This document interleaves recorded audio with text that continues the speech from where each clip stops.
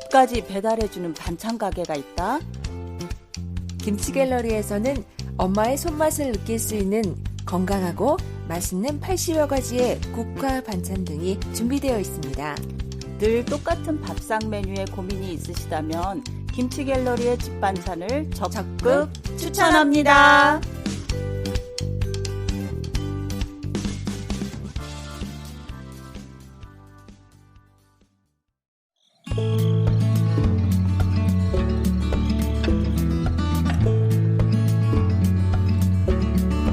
안녕하세요. 마을과 이웃을 이어주는 마을방송국 단팥빵 고소한 목요일의 채경입니다. 오늘은 지난 12월 중순에 연꽃 홍옥님과 함께 다녀온 DMZ 평화의 길을 걸으며 체험한 겨울 철새 이야기를 나눠볼까 합니다.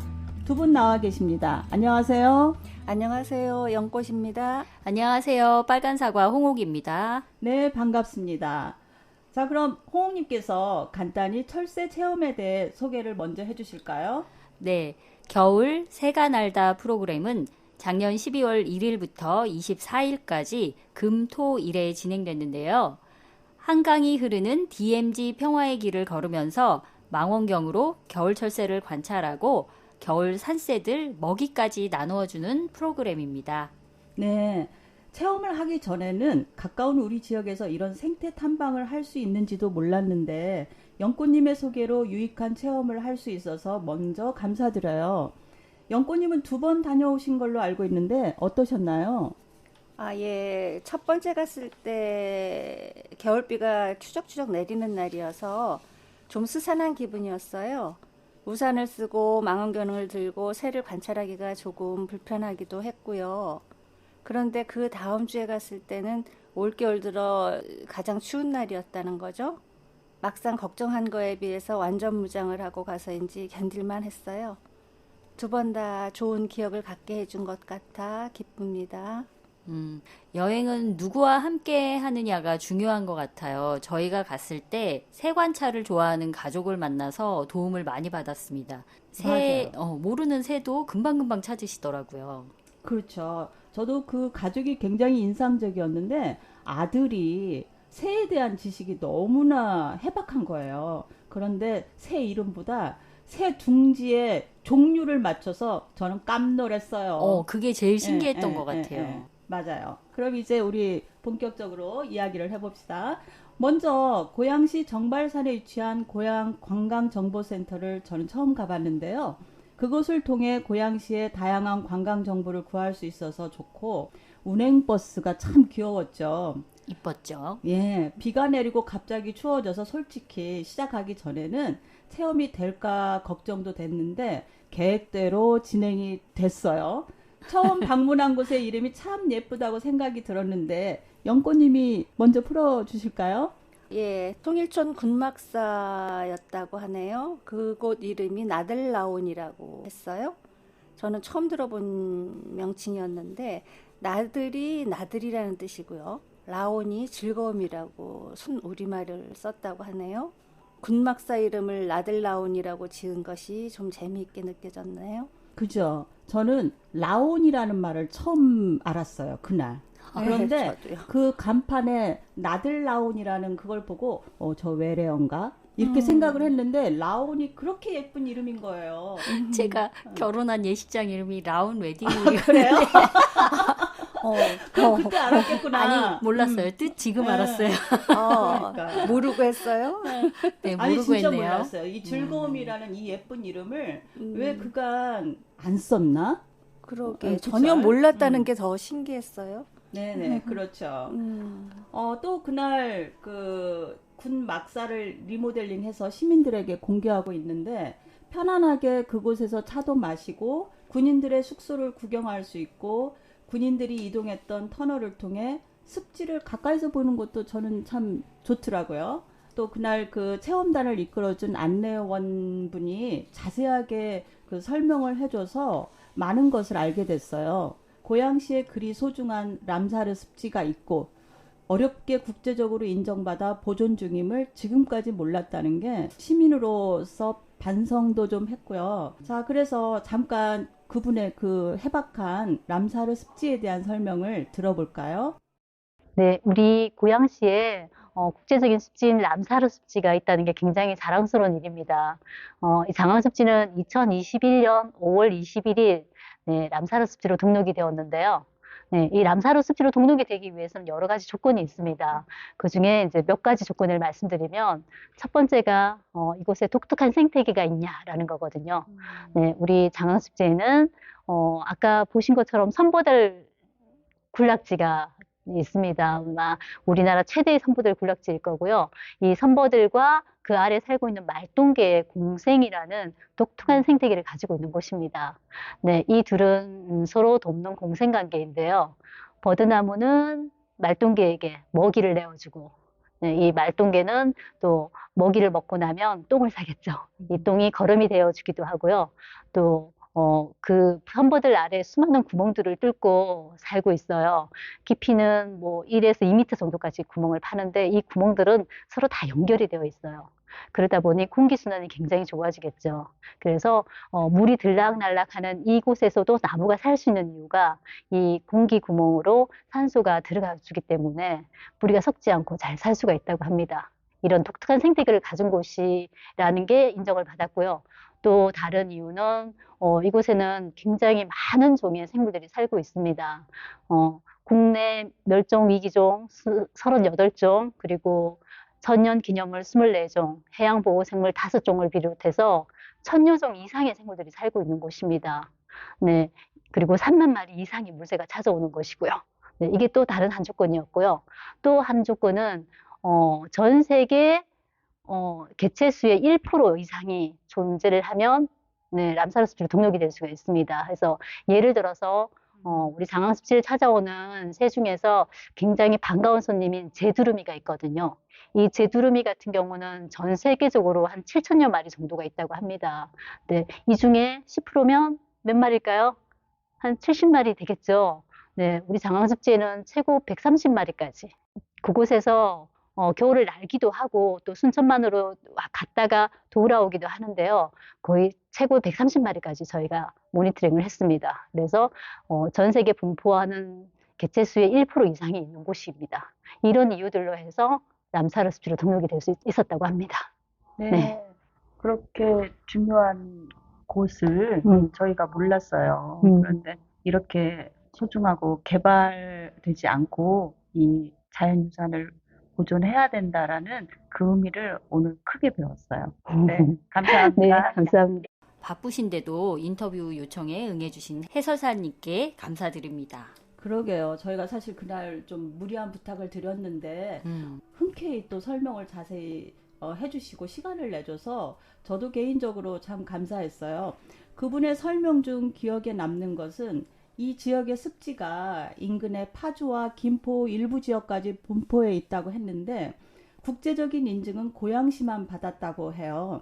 아마도 자연 보존과 지역의 발전을 도모하려는 의견이 상충되지 않았을까 저는 추정을 해보는데 그나마 넓게 분포된 장항습지가 인정되었다는 게 고양 시민으로서 그날 참 뿌듯했죠. 이곳에 이제 국내 최대의 버드나무 서식지라고 하네요. 예전엔 환경정화 활동 중에 지뢰 폭발 사고로 인해서 인명피해가 있었대요. 그래서 요즘은 안전 문제로 안전까지 들어가지 못해서 좀 아쉬웠죠. 그죠. 네. 근데 거기가 그 자유로를 달리다 보면 장항습지 여름에 버드나무 군락지를 보는데 늘 다니면서 저 장관은 뭐지? 이런 것만 했지 저게 저렇게 국제적으로 대단한 장소구나라고 알지는 못했어요. 저도요. 그렇죠. 그죠? 항상 지나다니면서 거기가 어딘지는 궁금했는데 그렇게 의미 있고 대단한 장소인지 처음 알았어요. 사진샷이나 찍지. 어머 멋지다 하면서. 이 아는 만큼 보인다고. 맞아요. 자, 그다음에 우리가 두 번째 장소는 새를 보러 갔잖아요. 본격적인 겨울새 탐방은 그 다음 방문 장소였죠. 호홍님이 한번 말씀해 주세요. 생태 환경이 좋은 한강 하구에서 매년 3만여 마리의 물새들이 찾아온대요. 놀라워요. 그래서 저희는 행주나루터 강가에서부터 쭉 망원경을 보면서 관찰을 했는데요. 청둥오리, 비오리, 뿔 롬병아리 등 다양한 오리류가 많더라고요. 그러니까요. 저는 행주대교 아래에서 관찰한 다양한 오리들의 무리가 있다는 게 놀랍기도 했는데 종종 자전거를 타고 행주대교 밑에서 쉬다 오곤 했는데 그렇게 많은 오리가 있다라는 거를 몰랐어요. 그저 오리네. 이 안내분의 설명과 체험을 통해서 배우기 전에는 오리 맞네. 그러기만 했는데 망원경을 통해서 오리의 그 다양한 종류를 구별하면서 보니까 신기하고 소중하더라고요. 오리가 굉장히 한겨울에 또 그렇게 그니까 그 추운지도 모르고 물속에서 헤엄치고 돌아다니고 영권님. 예, 겨울 그 강위를 무리지어 다니잖아요. 먹이 사냥하는 모습을 관찰하듯 보는 기회도 처음이었었고요. 그 경험은 꽤 신선했어요. 언제나 바쁘게 지나치며 스치듯이 보는 풍경들은 관심을 갖고 지켜볼 때 느꼈던 감정은 평화롭다와 여유였죠. 그 새들이 먹이 사냥을 하면 물 아래에서 쉼없이 발차기를 하는 것을 보이지 않으니까 그저 평화롭고 한가로워 보이기는 했지만 비와 추위 때문인지 쓸쓸해 보이기도 했어요. 그날은 그랬어요. 그날 네. 추적추적 비가 내리고 네. 그래서 그 큰 탑 같은 데 오리들이 앉아 있었잖아요. 맞아. 추위를 피한 건지. 네네네. 네. 멀리서 망원경으로는 보긴 봤지만 아유 저것들이 왜 추운데 저기서 이렇게 오돌오돌 떨고 있을까. 저는 망원경 초점을 잘못 맞춰가지고 다들 얘기하는데 도대체 못 찾겠더라고요. 그러니까 한참 뒤에 그 망원경을 그 맞춰서 봤는데 와 겨울이라서 그런지 치 와서 스산하고.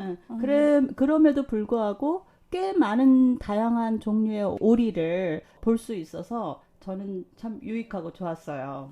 네. 그리고 나서 이제 저희가 다음 장소로 행주산성 역사공원 내에 위치한 장항버들 장어 전시관이었죠. 네. 가끔 행주나루터 주변 산책을 하면서 그 간이 건물이 참 궁금했는데 이번에 어떤 곳인지 알게 됐죠. 영꽃님이 소개해 주실까요? 그 한강 하구에 서식하는 그 다양한 물고기들을 그 박제하거나 뭐 어구들이 벽에 전시되어 있어서 보는 게 뭐 저는 신기하기도 했지만 그 박제라는 것이 좀 마음에 좀 있었고요.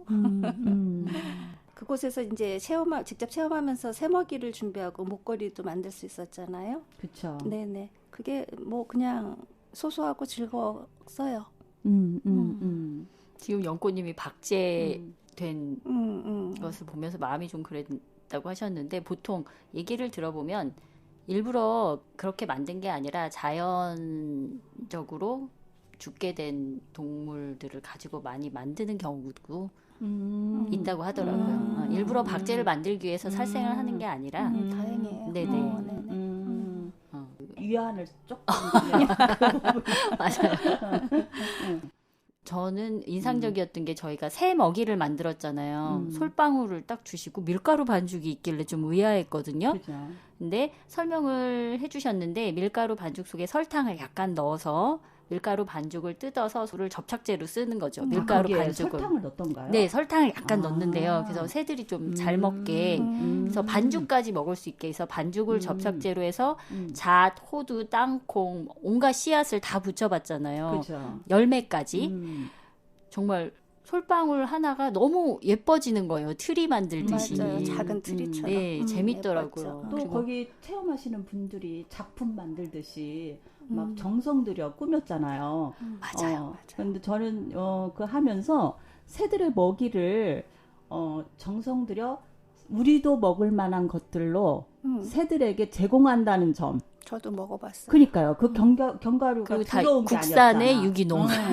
그래서 굉장히 그게 그 비싼 의미가 잣까지. 좋았어요. 네, 예, 네. 나는 사실 동물들한테 야외에서 밥 주는 거라 들어온 거 아니야.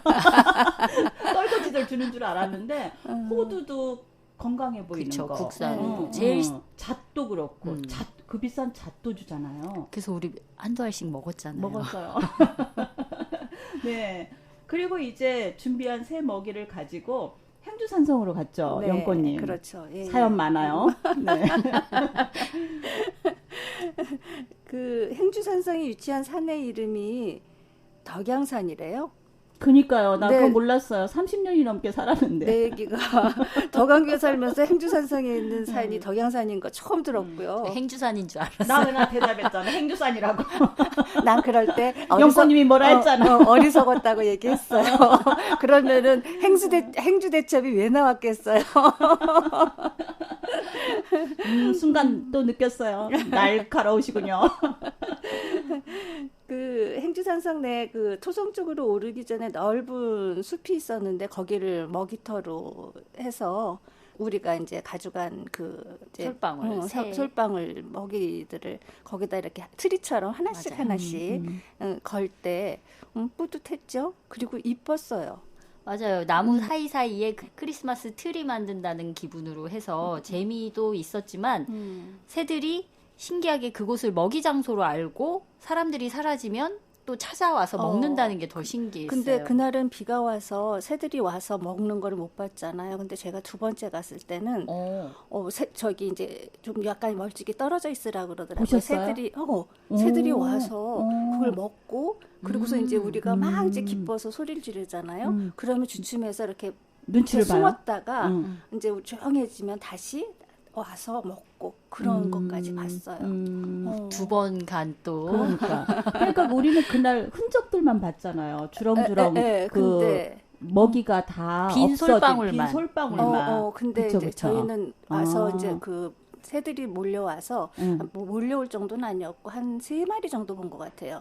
와서 이렇게 먹이를 먹는 것까지 보게 돼서 더 좋았어요. 날씨만 사실 허락됐으면 사실 그 장면도 보고 싶었어요. 그렇긴 예, 하죠. 진짜 새들이 와서 먹을까?